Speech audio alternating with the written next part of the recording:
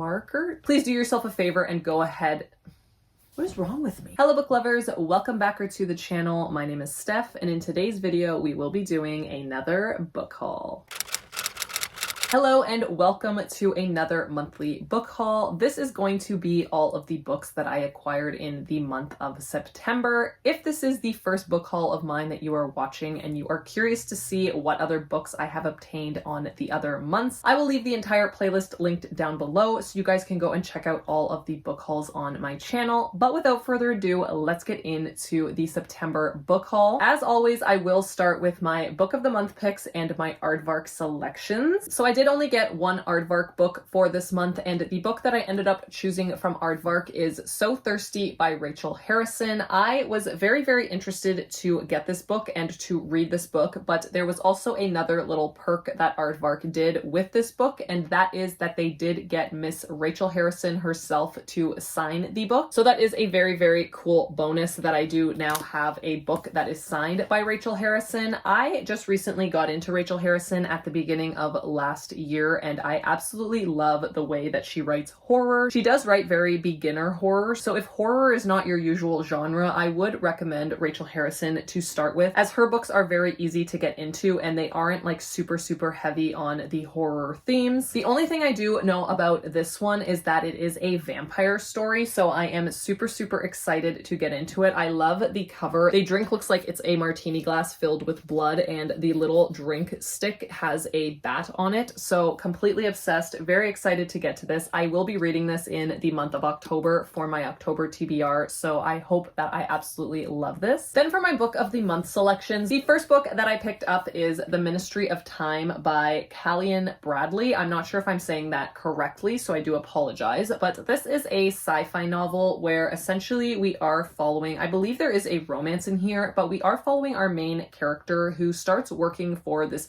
government ministry whose goal is to see if people are able to time travel. So this sounds like it is a little bit out of my comfort zone, but I have heard a lot of people talking about this and saying that it is a really good book. I'm hoping that it's not too heavy on the sci-fi elements, as those usually go right over my head, but I am excited to dabble my toes into a little bit more sci-fi. The next book I picked up was Blue Sisters by Coco Mellers. This is a contemporary fiction novel. We are following the story of three estranged sisters. Each of them have their own history, and they all come back to basically stop the sale of the apartment that they originally grew up in as children. This I feel like is going to be super hard hitting. There are some sisters that obviously have had a rougher life than the others, so I am very curious to see the way that the author writes this story. It does sound super hard hitting, and I do want to get into a little bit more of contemporary fiction later on in the year, so I think that this would be the perfect book to do so. I just feel like this is going to really work for me. And my actual book of the month selection for September was Sleep Tight by J.H. Markert, and this is their horror, I think it's like their thriller selection. Only thing I know about this one is that we are following the sole survivor of a previous serial killer, and they believe that he will be the key to helping them solve this new spree of murders that is taking place. The cover of this just looked super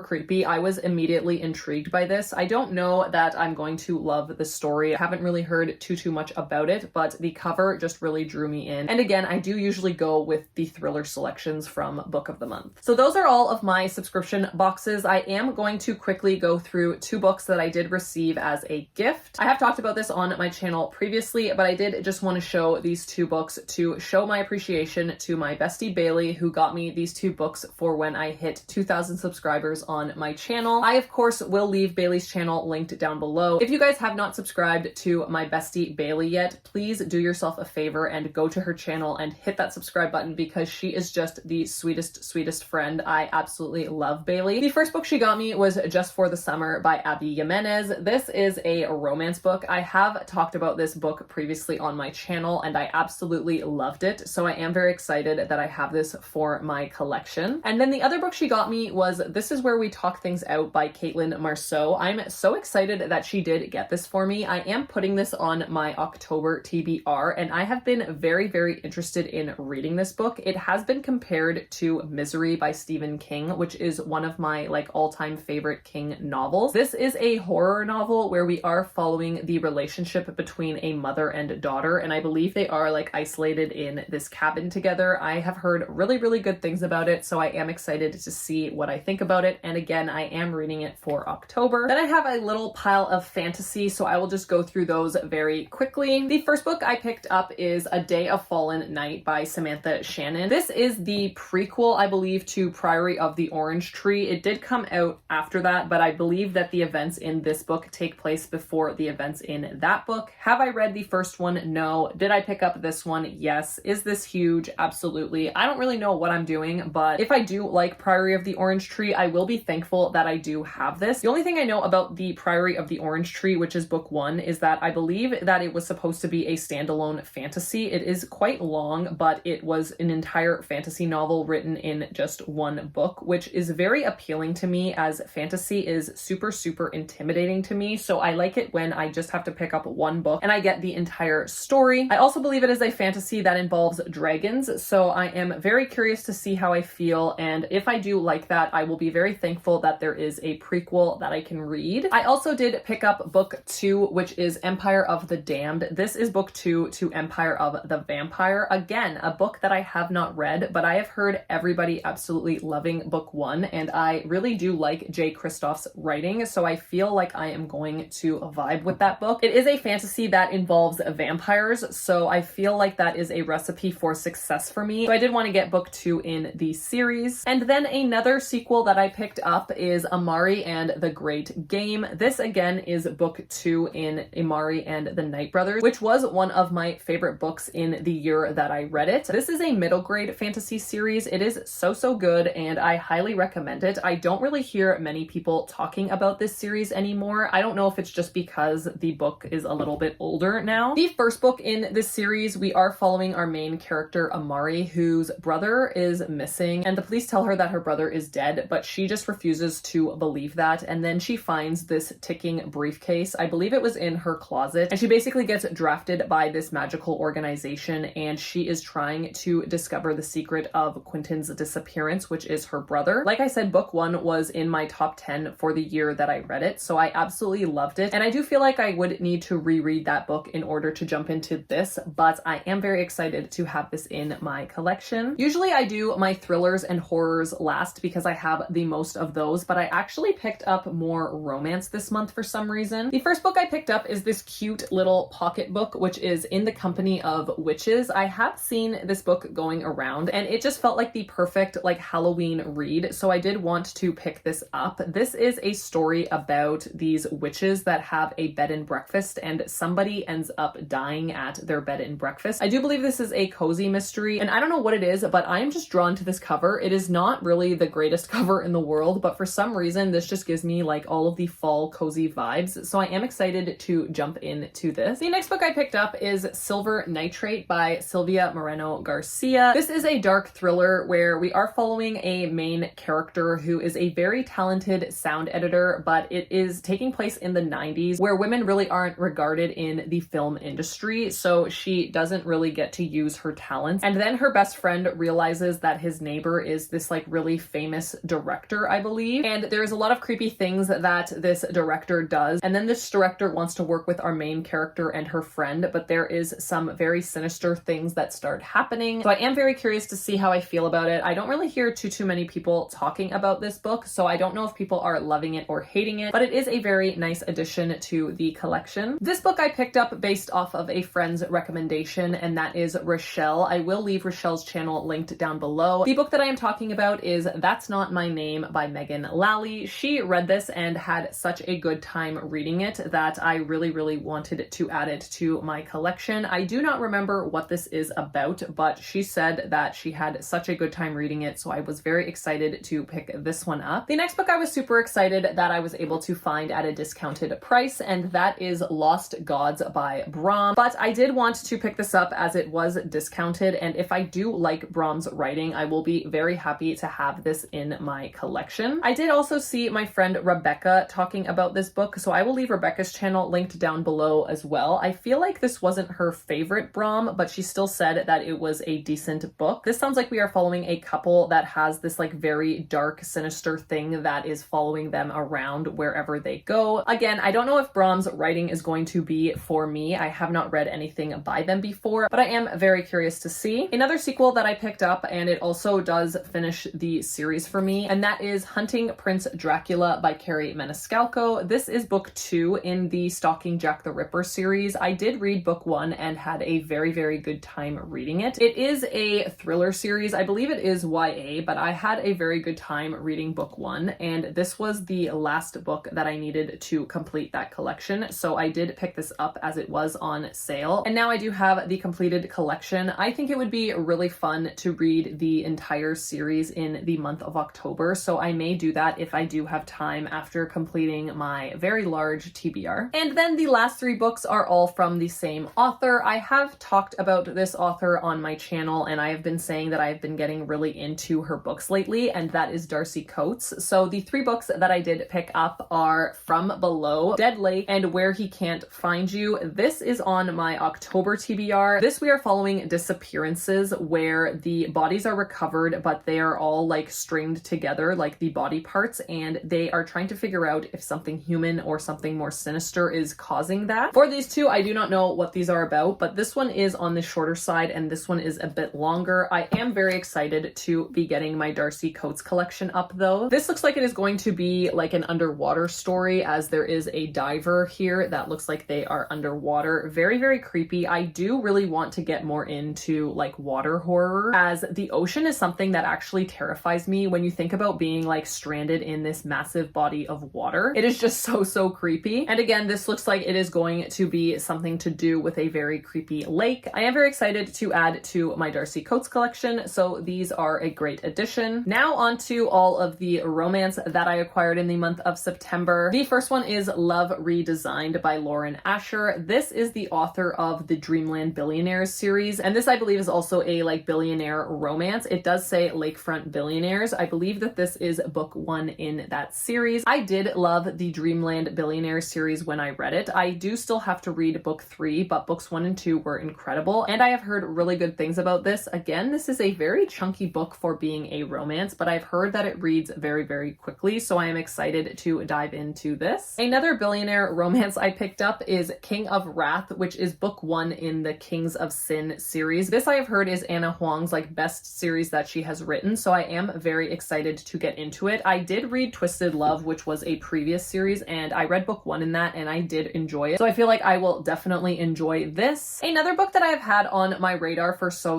long, and I have heard that this book is just so heartbreaking, and it was like all the buzz on TikTok, so sometimes those work, sometimes those don't, but the book I'm talking about is 1,000 Boy Kisses by Tilly Cole. This sounds like it is a relationship between our 2 main characters who were completely obsessed with each other, but then move away, and one of them decides that they are going to go completely like radio silence, and I believe this book then takes place in the present day when they are reunited. I have heard that this is so sad and heartbreaking, which I really do like in my romance, so I am curious to see how I feel about this, and I am obsessed with this cover and very excited to finally have this in my collection. Then I have some Lucy Score. So the first one I picked up was Forever Never, which I have never heard anybody talking about on YouTube. So the back of this does sound very intriguing. The little blurb at the top says, "You don't fall for your brother's high school sweetheart, your boss's daughter, or your ex-wife's best friend, especially when they're all the same woman." So this sounds like it is going to be super messy, and there's going to be a ton of like different relationship dynamics in here, but I do think that sounds very intriguing. And then 2 other really popular Lucy Score books that I picked up are Things We Never Got Over and also Things We Hide from the Light. This is part of the Knock 'Em Out series, which I believe there is actually a 3rd book in this series now. Again, these books are super popular on like Book Talk, and they were very popular on YouTube as well, so I am curious to see how I feel. Some people absolutely love these, and some people really do not and just despise these books. This sounds like it is a runaway bride type of situation, and I do not know if you have to read these in order, but let me know down below in the comments if they are just companion novels or if you do have to read these in order. Another couple of books from a series that I did pick up, which is the Off-Campus series by L. Kennedy. So I did pick up The Score, and then I also picked up The Legacy. I didn't realize that these were going to be like the two completely different covers. These are the illustrated editions, and then these are like the actual like people editions. I do have the deal that's in